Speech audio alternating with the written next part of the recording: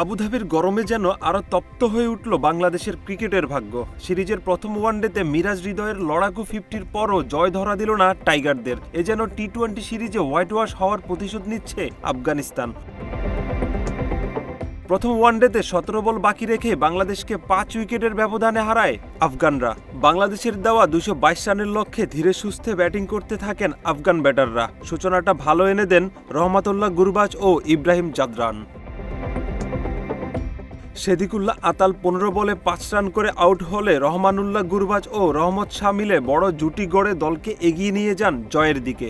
রহমানুল্লাহ গুরবাজ 50 করে সাজঘরে ফিরলে এরপর ঠান্ডা মাথায় একে একে ব্যাট করতে থাকেন আফগান ক্রিকেটাররা। শেষে মোহাম্মদ নবী 8 বলে 11 রান করে দলকে নিয়ে যান জয়ের প্রান্তে। মাত্র 30% টাকায় জমির মালিক হয়ে নতুন বাংলাদেশের গড়ে তোলার স্বপ্ন দেখা বাংলা বসতি। এর আগে টসে জিতে ব্যাট করতে নেমে 221 রানে অল আউট হয় বাংলাদেশ। সর্বোচ্চ মেহেদী হাসান মিরাজের ব্যাটে 60 রান ও তাওহিদ হৃদয়ের ব্যাটে আসে 56 রান। অন্যদিকে আফগানিস্তানের হয়ে 3টি করে উইকেট নেন রশিদ খান ও Azmatullah Omarzai. Text report, Bangla addition.